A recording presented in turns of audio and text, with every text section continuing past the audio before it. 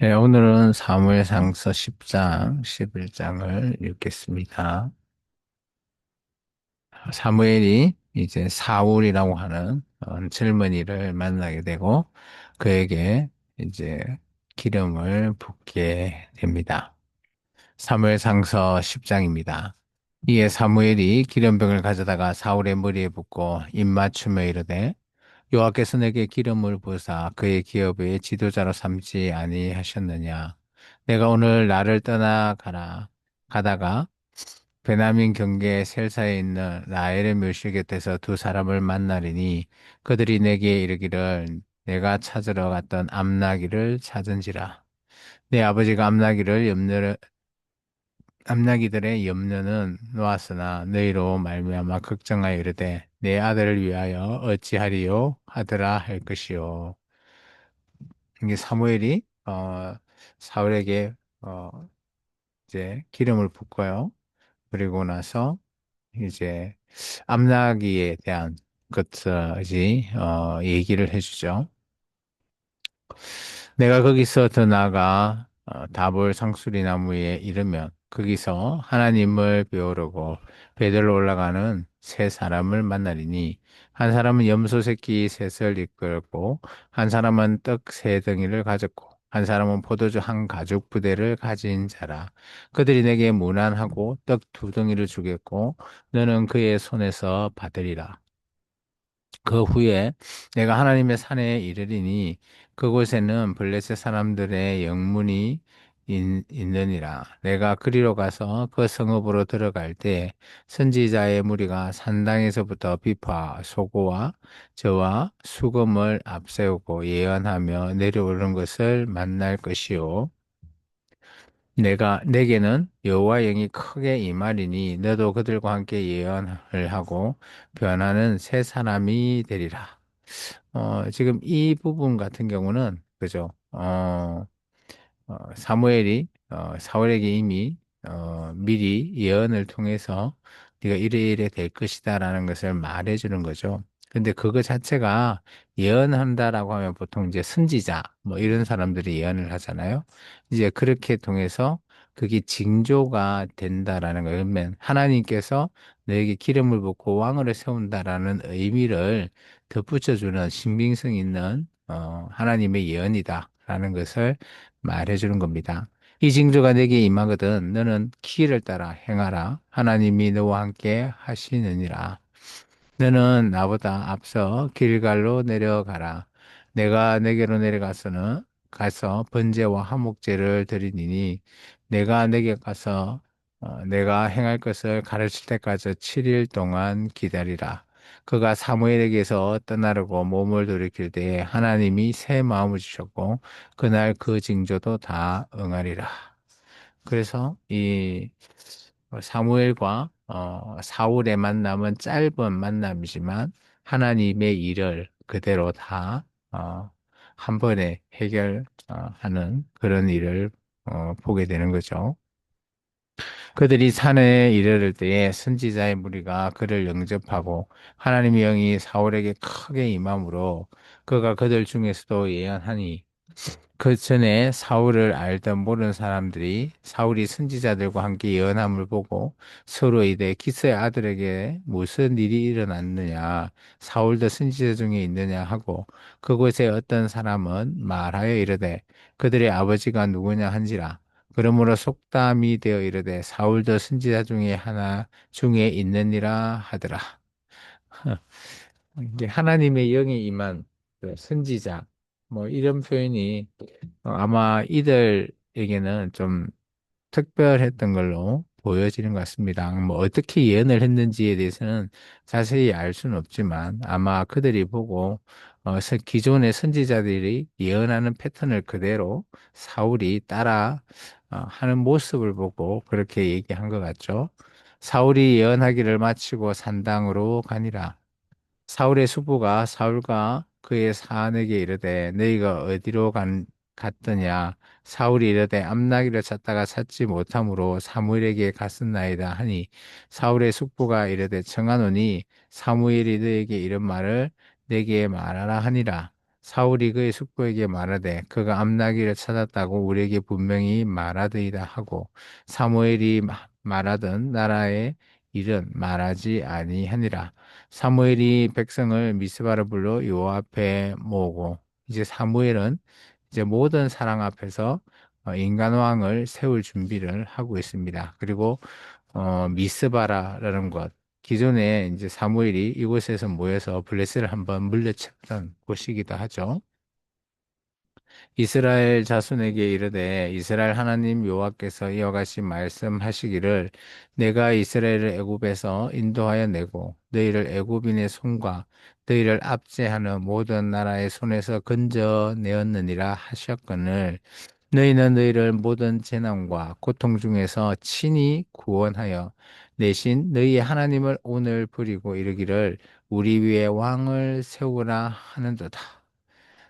참, 이 뉘앙스는 사무엘이 그죠? 좀 안 좋은 그런 발언을 하는 거죠. 우리의 왕이 되신 하나님을 오늘 버렸다. 그리고 너희들이 인간왕을 세운다. 근데 하나님이 그것을 인정해 주셨기에 오늘 세우는 것이다라는 것을 조금 그죠? 사무엘 입장에서도 어, 감정적으로도 또한 하나님을 말씀을 제대로 이걸 받아들은 사무엘은 조금 하나님 입장에서도 이 말씀을 대변하고 있지 않나 그렇게 여겨집니다. 그런즉 이제 너희의 지파대로 1,000명씩 여호와 앞에 나오라 하고 지파대로 1,000명입니다. 어마어마한 많은 지파 중에서 한 명을 뽑는 거죠. 사무엘이 이에 이스라엘의 모든 지파를 가까이 오게 하였더니 베냐민 지파가 뽑혔고 베냐민 지파를 그들의 가족별로 가까이 오게 하였더니 마드리의 가족이 뽑혔고 그 중에 기스의 아들 사울이 뽑혔으나 그를 찾아도 찾지 못한지라.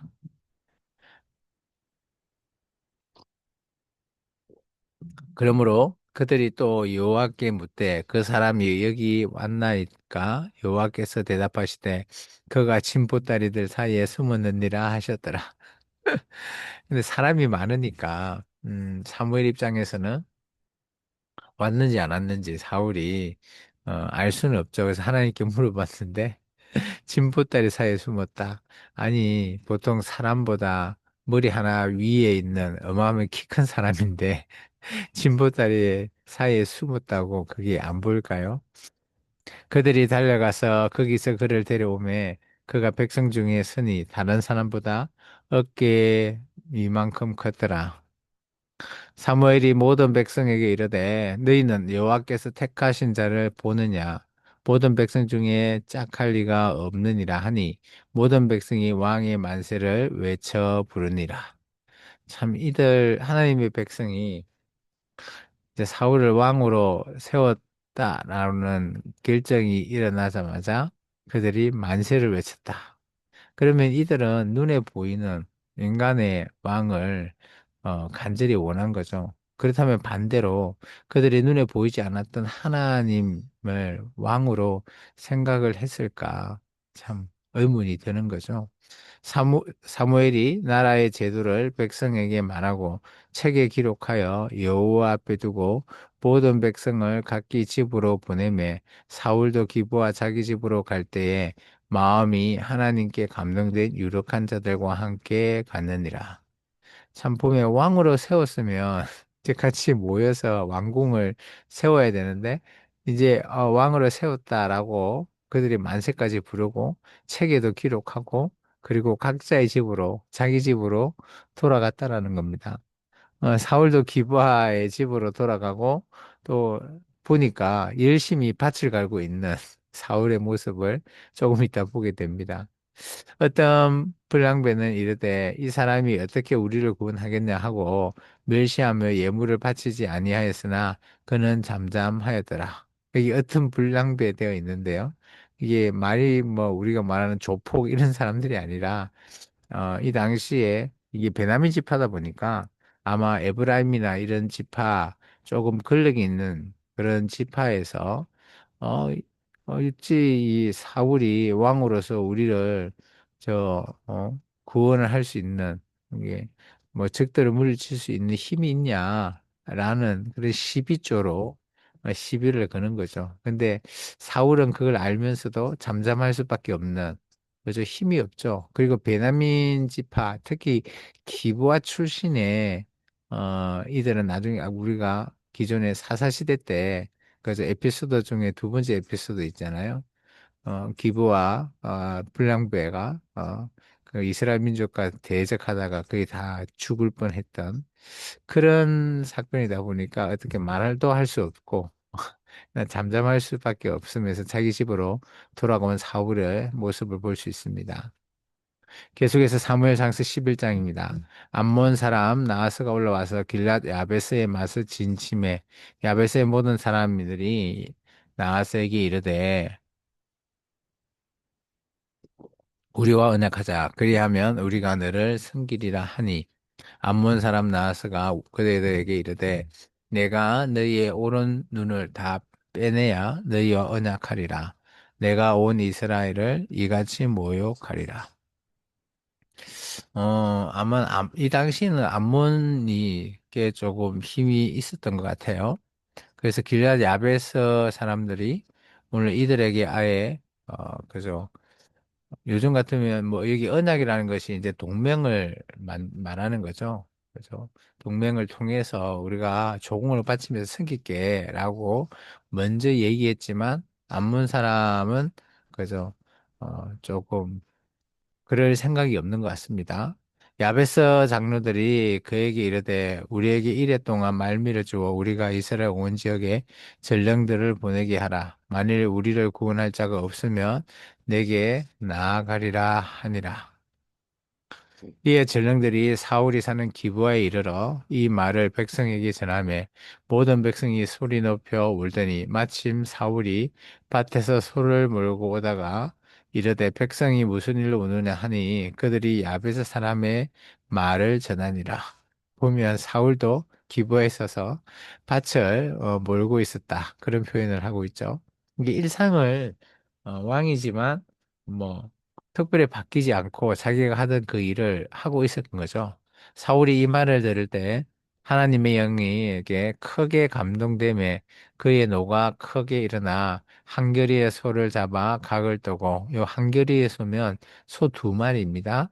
각을 뜨고 전령들의 손으로 그것을 이스라엘 모든 지역에 두루 보내어 이르되 누구든지 나와서 사울과 사무엘을 따르지 아니하면 그의 소들도 이와 같이 하리라 하였더니 여호와의 두려움이 백성에게 임함에 그들이 한 사람 같이 나온지라. 참 이게 사사시대 때 그저 기브아를 대적하기 위해서 에브라임의 네 사람이 자기 아내의 각을 떠서 어 뭐 열한 지파에게 보내서 모여서 싸웠던 그것을 연상케 합니다. 그래서 소를 이렇게 또 각을 떠 가지고 보냈다면 그것을 받아본 지파는 얼마 되지 않았죠. 그렇게 많은 시간이 지나지 않았지만 그 시간에 이게 다시 한 번 더 연상이 되는 겁니다. 그러므로 그 사람들이 다시 모여서 전쟁을 준비하게 되는 거죠. 사울이 배색에서 그들의 수를 세어보니 이스라엘 자손이 30만 명이요 유다 사람이 3만 명이었더라. 이때부터 수를 셀 때 유다 사람만 별도로 수를 셉니다. 어, 왜 그런지는 알 수 없지만 아마 유다 지파의 다윗 그렇게 쭉 흘러가는 그런 모습을 우리가 좀 볼 수 있습니다.